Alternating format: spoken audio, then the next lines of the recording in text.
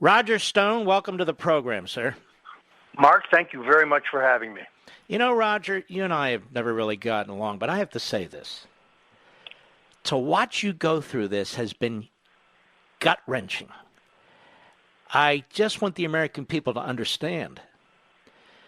To have like 30 or whatever the number was of armed police and federal agents and God knows what in the middle of the night yank you out of your house with your wife there, to see what's going on in terms of the charges against you. And by the way, don't discuss what you're not able to. Is there still a gag order on you?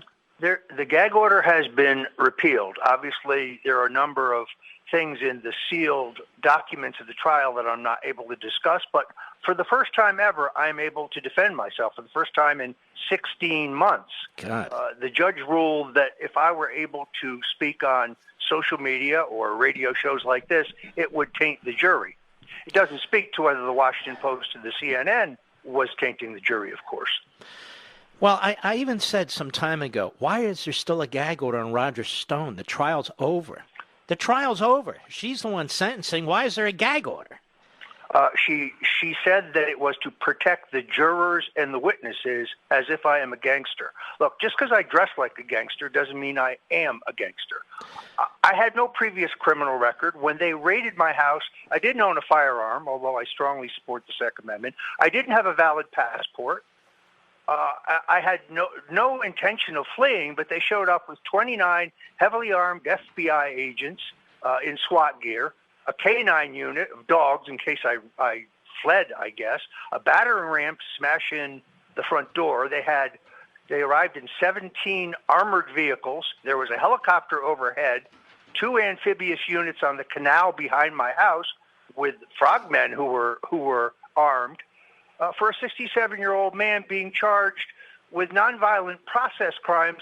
And, Mark, they had talked to my lawyer, the special counsel, the day before.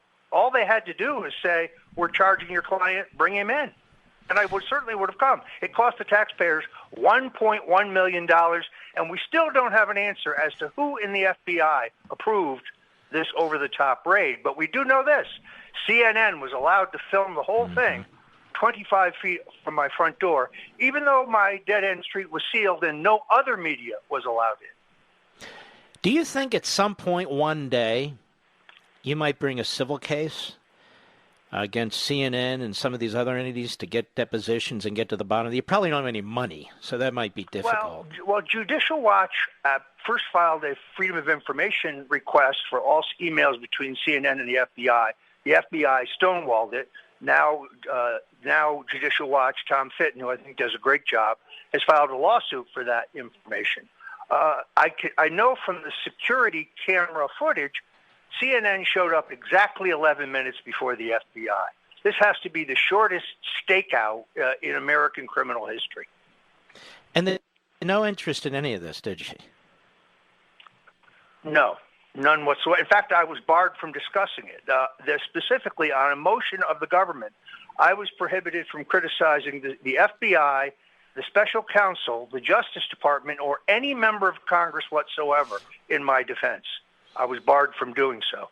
Even though the underlying theme of my indictment was that the Russians hacked the DNC and gave the information to WikiLeaks, which I still consider to be unproven, I was not allowed to present forensic evidence to challenge that. I was prohibited from doing that. Selective prosecution, I argued, well, wait a minute, I lied to Congress. If I made misstatements to Congress, they were immaterial. They had no significance. Like, do you remember having an email from Steve Bannon on August 2nd? No, I don't. You lied. Yeah, but we were talking about something in the Washington Post that morning. The content is immaterial. It doesn't matter. It's a lie. Well, what about Comey, Brennan, Clapper, Strzok, Hillary Clinton herself, Robert Mueller himself? They lied about consequential things. Whereas for a year, CNN said Stone will be prosecuted for treason, espionage, cyber crimes, receipt of stolen emails. He was the link between the Trump campaign and Russia, having lied to a judge and said they had evidence of money laundering on my behalf to get warrants. And having gone through every nook and cranny in my life, this was the best Andrew Weissman, who wrote my indictment, by the way, to come up with. Lying to Congress, about matters that were immaterial. And every question for which I was charged was asked by Adam Schiff, because he coordinated his testimony with the Mueller team. And you were charged, so the American people know, with exactly what?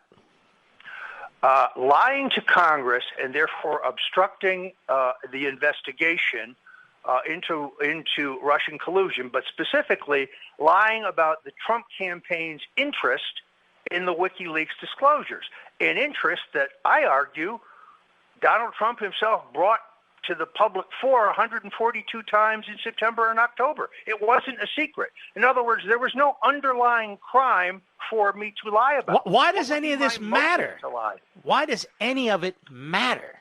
Here's why it matters, Mark, because on July 24th of 2019, Jeannie Rhee, who was formerly Hillary Clinton's attorney and the Clinton Foundation attorney in the Clinton email matter, but who's now a prosecutor at that point for Robert Mueller, speaking of a conflict of interest, offered my lawyers a deal.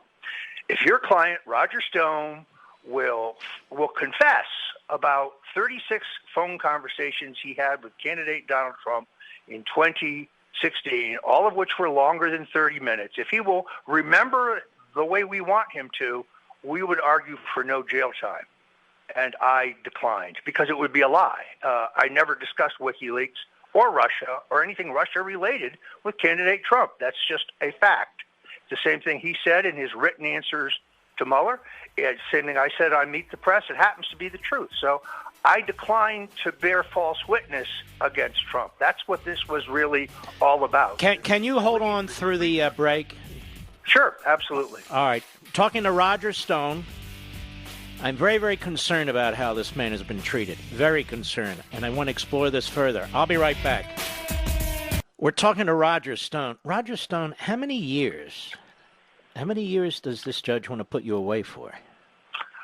She ultimately gave me a 3.5-year sentence with an additional 2 years of supervised probation, 320 hours of community service, and I think it's a $25,000 fine, which seems rather odd to me because murderers and rapists get off with less.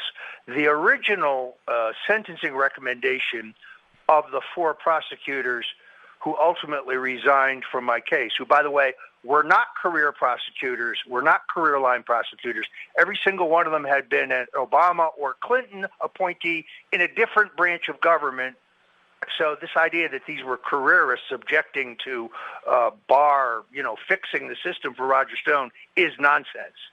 And in their sentencing memo, they just said things that were flatly not true. I wrote a book about the Mueller investigation. It was published on February 9th. That is an indisputable fact. The gag order came into place February 12th. Thus, I did not violate it. But in their sentencing memo, they alleged that I had, just an example. And that got me an extra 6 months, I might add. So the whole thing, it was like a Soviet-style show trial. Mm-hmm. And they prosecuted me long after they knew there was no Russian collusion. So the people who attempted in an illegal coup to take down Donald Trump, I'm just collateral damage. Thank God they didn't get him. But it's the same tactics. It's the same partisanship. Everybody involved in my prosecution by the special counsel's office had a previous affiliation with Hillary Clinton. Aaron Zelinsky, former U.S. attorney from Baltimore. This guy's an arrogant bully, extraordinarily arrogant and pompous, threatening, constantly poking lawyers in the chest and threatening them. He was the deputy counsel to Hillary Clinton at the State Department. Don't refer to him as a career prosecutor. He's a political hitman. He violated a number of the canon of ethics. There will be Rule 6 violations against many of these prosecutors before this is all over. You must look at this and say to yourself, now they're letting people out of prison who've really committed serious crimes because of this virus, while this judge is going to try and put me in prison. Isn't that strange, too? Well, specifically, Rick Gates, who testified against me, falsely, I might add, and therefore made a deal for a 45-day sentence. He committed the exact same. He was convicted of the exact same crimes as Manafort, but he got a 45-day sentence. He has now been released from prison by the judge in my case, but she has ordered that I be taken into custody next Thursday. I'm 67 years old. I have a history of respiratory problems. I'm a sitting duck for the coronavirus, but again, two-tiered justice.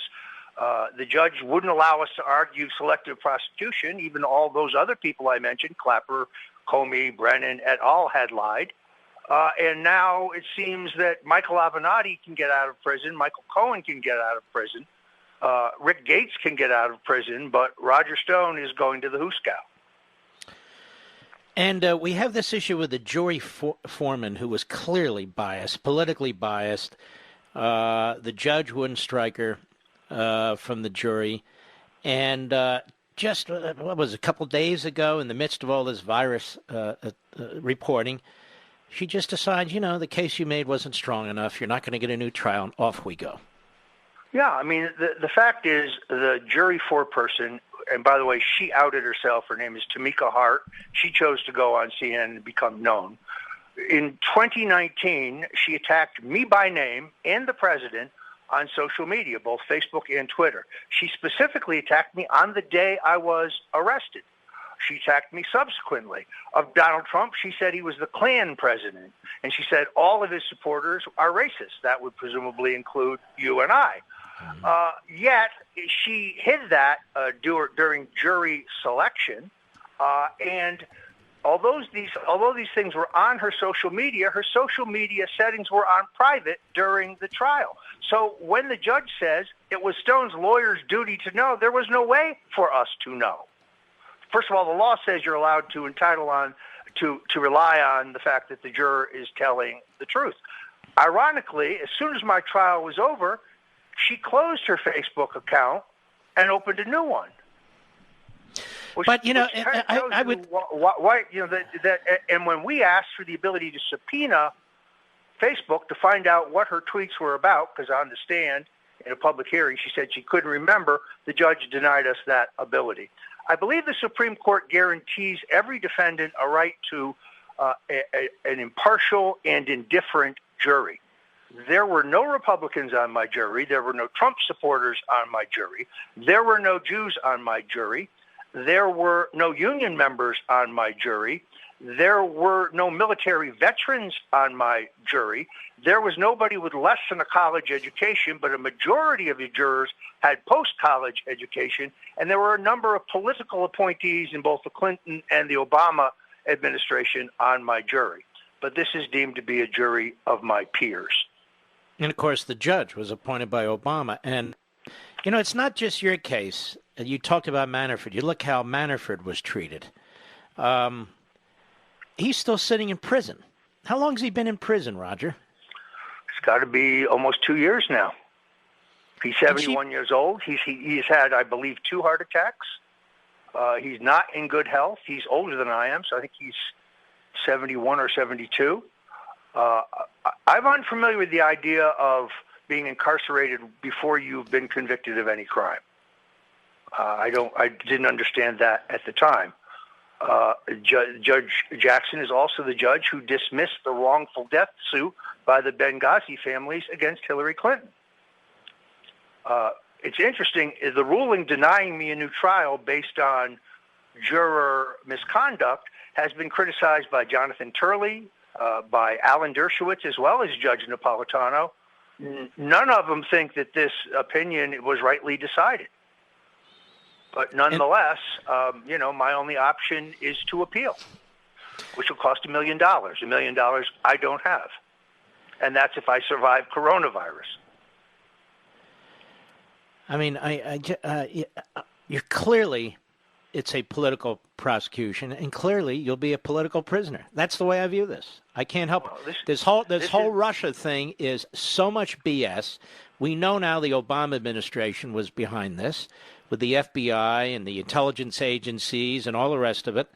They impeach a president of the United States who did nothing wrong, and then they go after everybody who's around him. The fact is you had no formal role of this campaign at some point. Isn't that correct? That is absolutely correct. But they sought to turn me against the president. They wanted me to be another Michael Cohen, and I refused. So I am paying this penalty because I refused to roll over on the president, who I've known for 40 years, who went to my wedding with my wife when I was married. I went to 2 of his weddings. I knew both of his parents extremely well. They were really great people, strong conservative Republicans, by the way.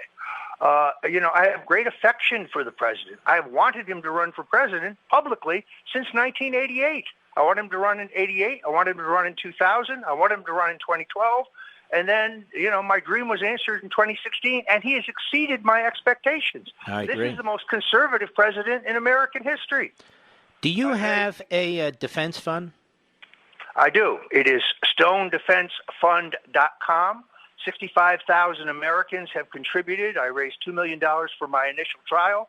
The cupboard is now bare. The till is empty. I have to start all over again, but stonedefensefund.com. If you want to sign a petition to the president urging him to pardon me or take some other form of executive relief, you can go to freerogerstone.com. So, Mr. Producer, let's put the defense fund up there on Mark Levin Show Facebook, Mark Levin Show Twitter. And I just want to tell you this. I am sorry you've gone through this. Nobody should have to go through this. I really am sorry you've gone through this. You probably don't listen to this show, but I've been disgusted with this from day one. So I wish you all the best, and I don't know what else to say. Well, on the contrary, I must tell you that Life, Liberty, and Levin is now indispensable watching in my home. And I have followed your coverage of this, and I'm very grateful. We've had our differences, but if I have trespassed against you in the past, you have my sincere apologies. No worries. You've been very articulate on this, extremely effective. Well, you know what? What's right is right and what's wrong is wrong. And when the government targets an American citizen, you, General Flynn, Manafort's no angel, but people in a similar position haven't been treated like this. The rest of us have to speak out. It doesn't matter who it is. And so I wish you all the best, and we will put that fundraising site up on my sites immediately. And I think I'm being honest, Manafort, Flynn should all be pardoned. And I haven't said that before, but I believe it. Because I have, and I don't, as a lawyer, I don't want you to answer this. I despise this judge. I think she's a hack. And if she disagrees with me, she can file a complaint against me, or she can come on this program. Stop hiding behind her robe. All right, Roger Stone, take care of yourself. And there we have it. And he and I never got along. But I feel so terrible about what he's going through. I mean, honest to God, nobody should be treated this way. And I know this Weissman, Andrew Weissman. Man, do I despise that guy. If he had had his way, Trump would be hanging from a telephone pole by his feet, like Mussolini. I tell you the truth. These are hitmen. And I'll be right back. Mark Levin.